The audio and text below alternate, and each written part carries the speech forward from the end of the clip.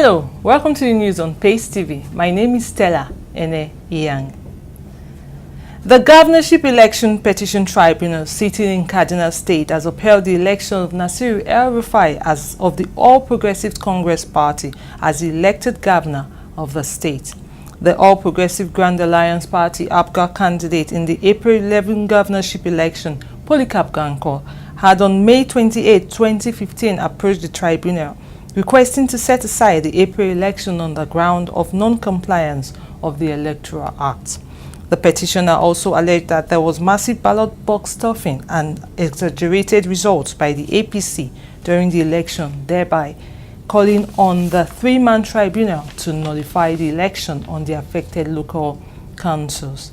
Yet, in a unanimous judgment that lasted for 6 hours, Chairman of the three-man panel, Justice Adebayo Adebara, held that the petitioner had not mustered enough evidence to prove his allegations of electoral malpractice and irregularity.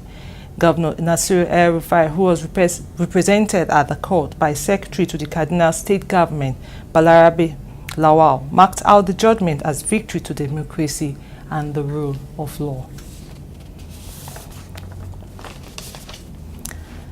Nigerian youth have been charged to be more diligent, dedicated and hardworking so as to attain the peak of their careers. The call was made by Senator Olorunimbe Mamora, who was the chairman of the UNILAG 2015 Social Sciences Students Association Annual Conference. Pace TV's Damilola Adelugba has the rest of the story.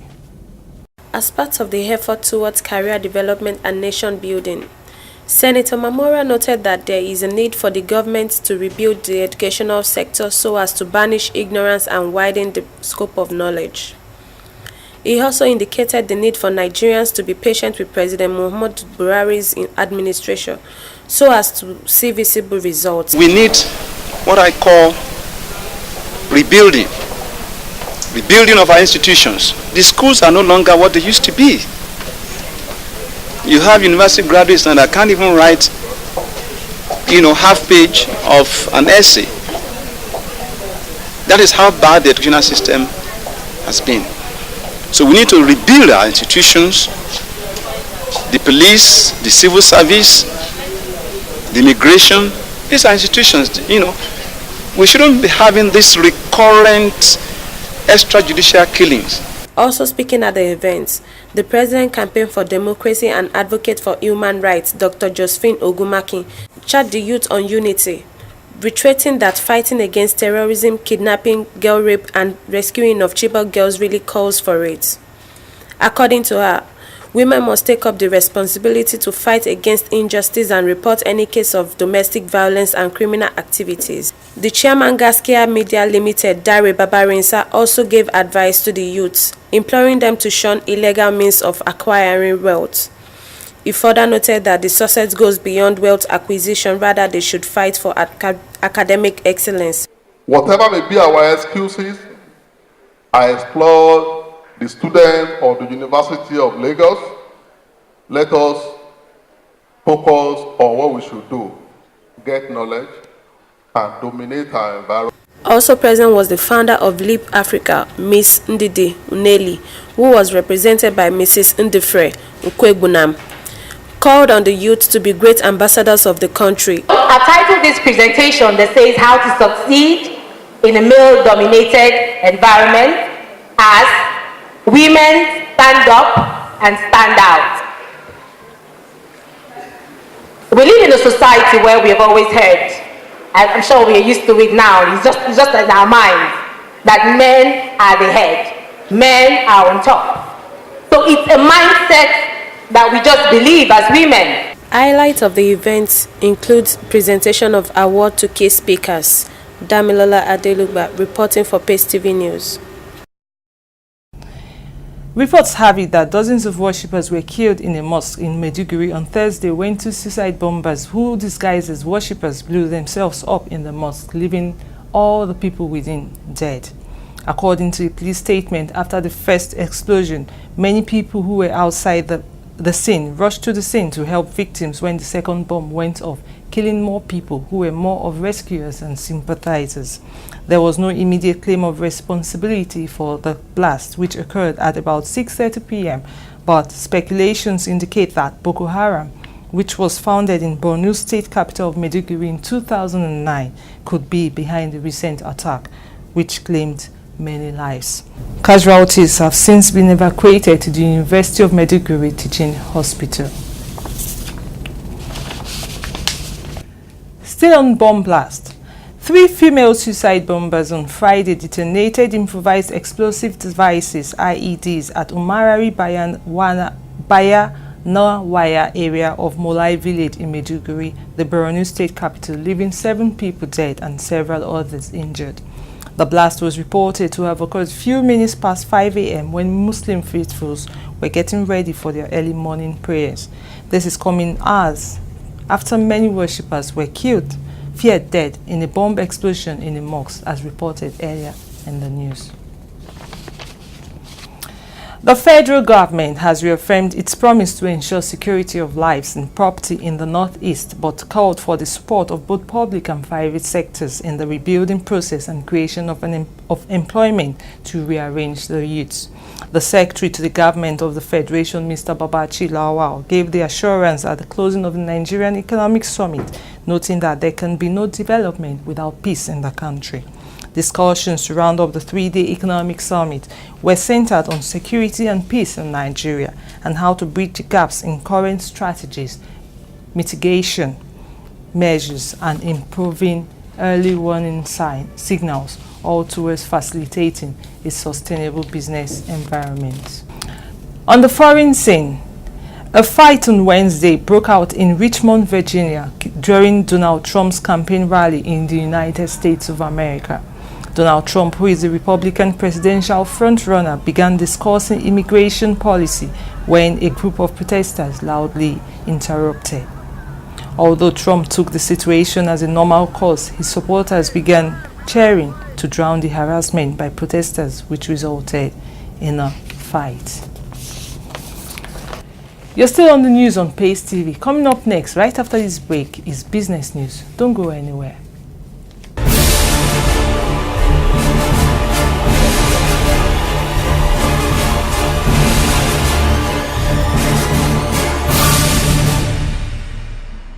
It's good to have you back.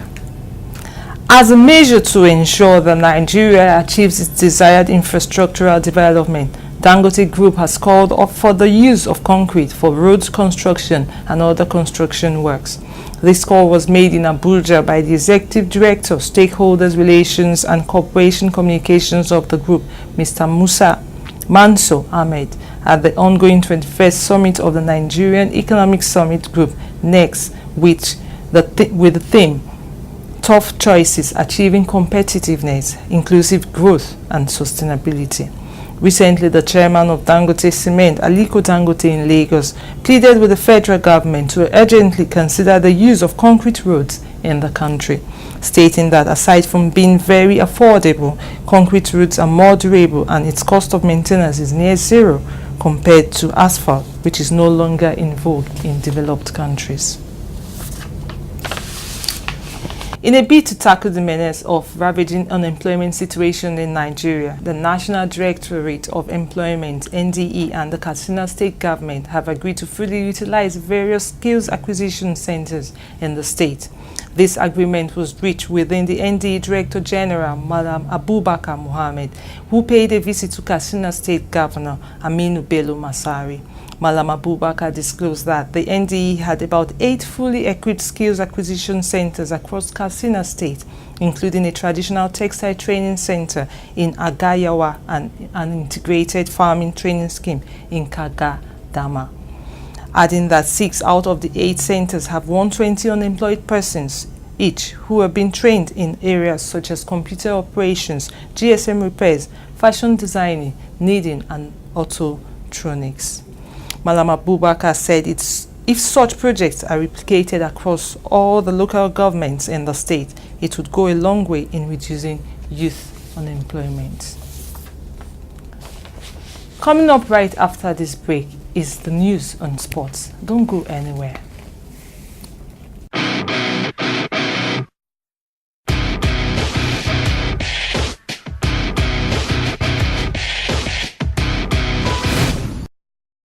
Welcome back.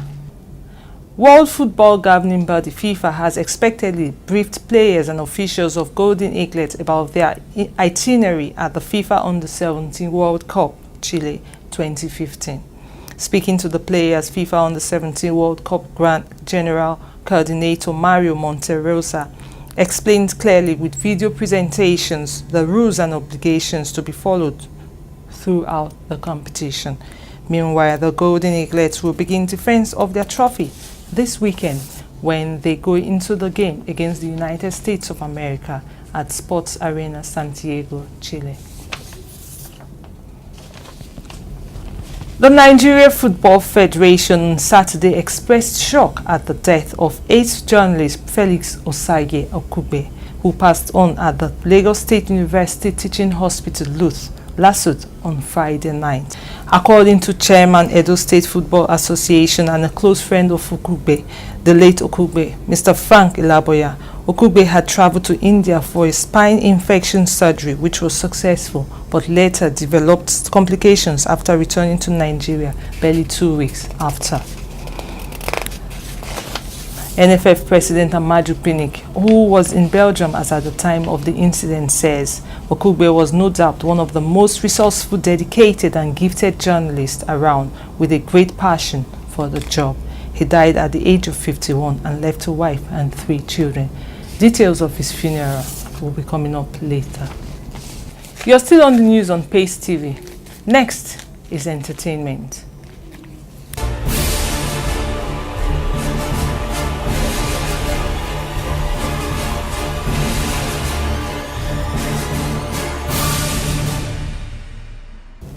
Welcome back.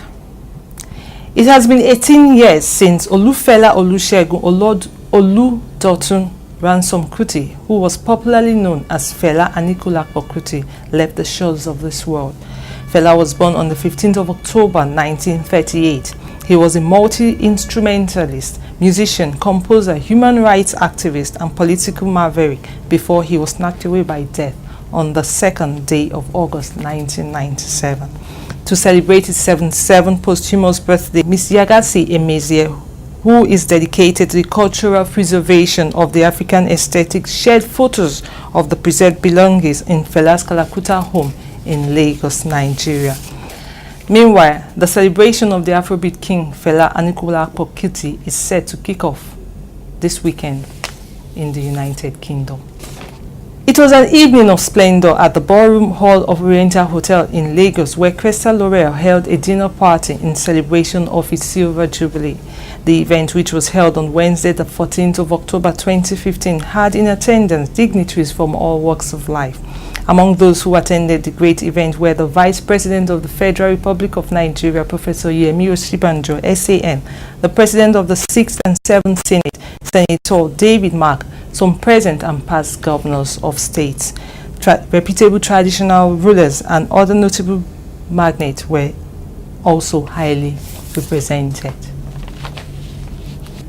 And that has been the news on Pace TV. Thank you for watching. Once again, my name is Stella. Have a nice day.